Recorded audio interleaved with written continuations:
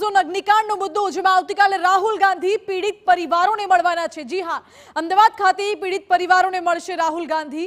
અગાઉ વિડીયો કોન્ફરન્સના માધ્યમથી પીડિત પરિવારો સાથે રાહુલ ગાંધીએ વાતચીત કરી હતી।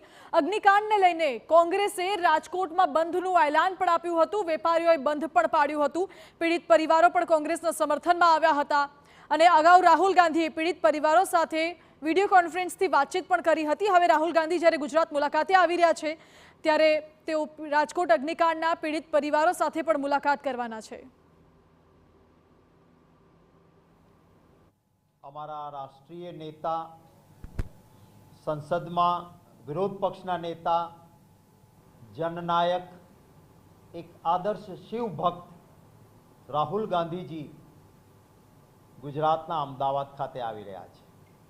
કાલે પ્રદેશ કોંગ્રેસ કાર્યાલય ખાતે કાર્યકર્તાઓને તેઓ મળશે, સંબોધન કરશે અને જે પીડિત પરિવારો ગુજરાતના છે એમાંથી ઘણા બધાની લાગણી હતી કે વિરોધ પક્ષના નેતા રાહુલ ગાંધીજી જનનાયક એ લોક પ્રશ્નોને ન્યાય માટે ઉઠાવતા આવ્યા છે, તો અમારે પણ મળવું છે। તો એવા પીડિત પરિવારો જે છે એમના સભ્યો પણ મળવા માંગે છે, એમને મળશે।